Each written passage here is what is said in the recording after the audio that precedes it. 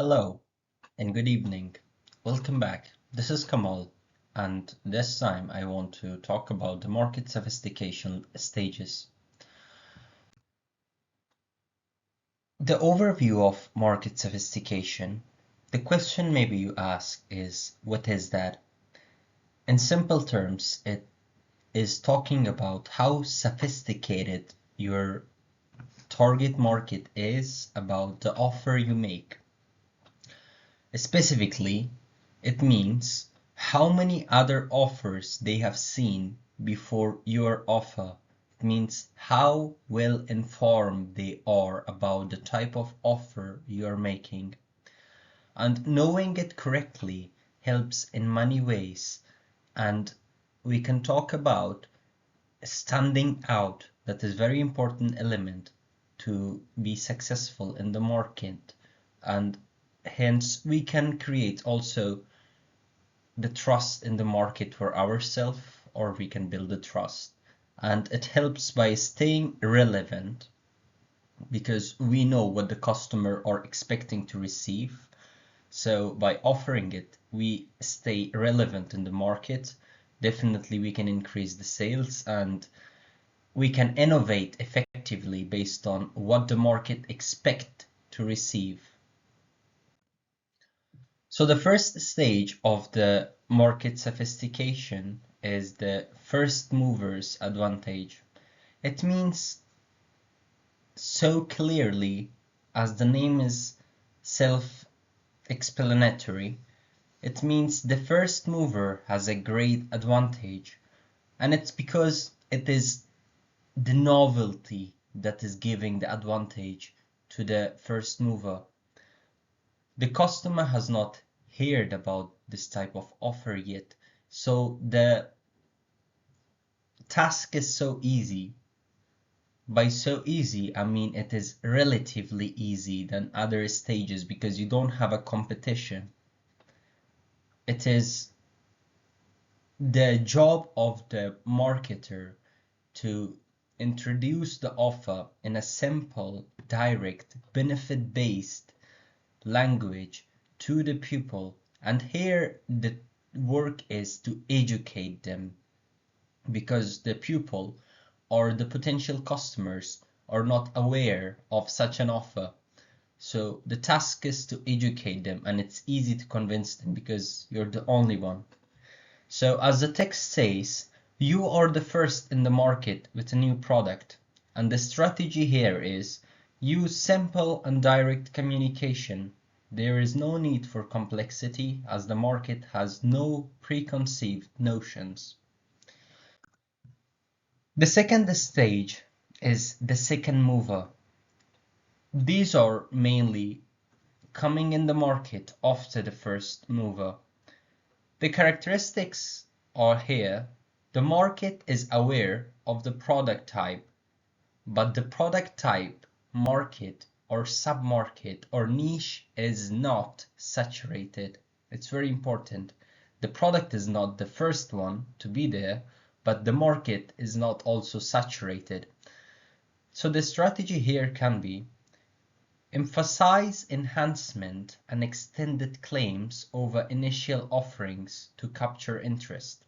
So mainly you do what? You see what offer the first mover did. So you just one-up them. If they are offering the solution in quick way, you provide it in a quicker way.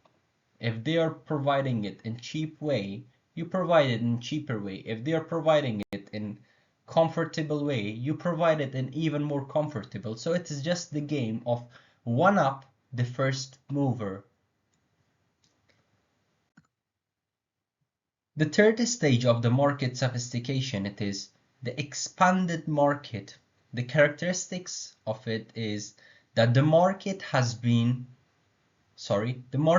seen similar claims and may be growing wary of repeated promises. The market has seen many second movers. As I said, you need to one up. It means the market has seen a lot of one-ups to to the point that sometimes these one-ups really don't hold true. It's just a way to attract attention. They are the same or maybe inferior, but they claim that they are one-up. So the strategy here is to introduce a new mechanism or feature that rejuvenates interest and adds credibility. It means if your competitor is providing it in more cheap way, you do what? You don't go for cheaper, but instead you get out of cheap and you go, for example, for more comfortable or faster or luxury one or a complete suite of services or complementary products.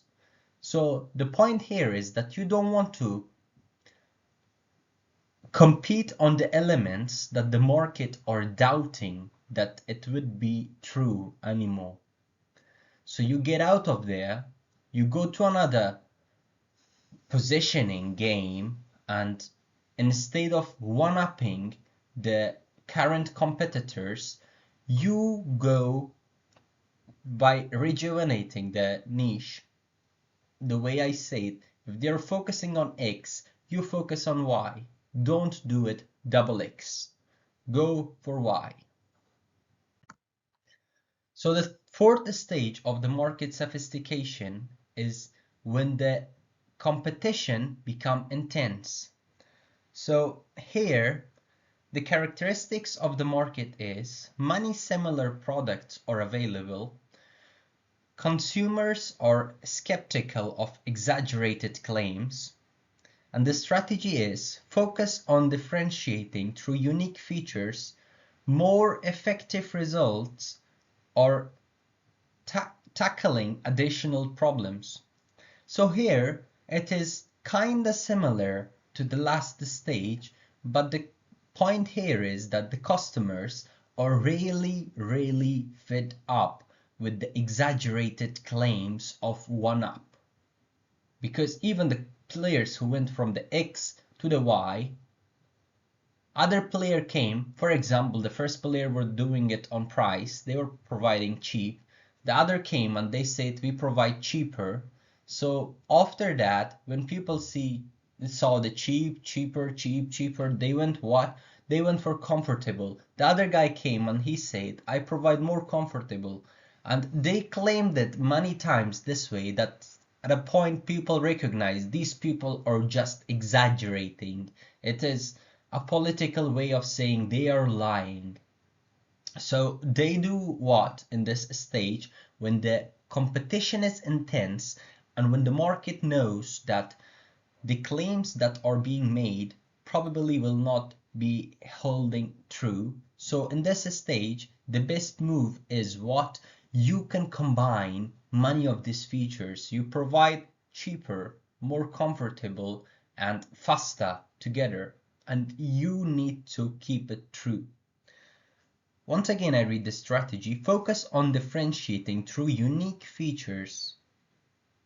As we say, cheaper, comfortable. You provide a unique feature, it's faster. That's also at the same time effective result and tackling additional problems. So this way you can do what? You can provide cheaper, you can provide more comfortable, and add another element here also, which is faster, or a result that will stay longer. The fifth stage of the market sophistication is the market saturation. Consider that here the competition is very intense. So the players entered in the market and they said, we provide cheaper, more comfortable, faster, the results will remain for longer. And mainly that's what's happening now. That is why we are seeing niching down. It means that we make the product so related to a specific group of the people that we make them to have an emotional appeal for the offer we make because they feel that the offer is for them. Because consider if there is 100 types of earphones and they are saying the best earphones, the best quality, blah blah blah, but one earphone company came and he says that this earphone is for runners, for the ones who run and sweat, so it is waterproof. It is the best earphone for running. So literally they're doing what here? They are getting out of this intense competition and they want to be the first mover in another niche, or we call it a sub market. The market is earphones, and then it is like, for example, a general market or a market for a bigger niche of earphones. Then it is small niches of earphones, that one earphone is for the running. Then another company in this stage sees and they go for earphones for sleeping. While you sleep, maybe you would like to hear to white noises to sleep well, so here is the earphone for you. So this way they are the first movers in another sub niche that they have created, so it's easier for them to compete. But consider that this type of offer in this type of sub niche is not appealing for the mass market. So while the profitability is not very high compared to the mass market, but winning over the competition is easier.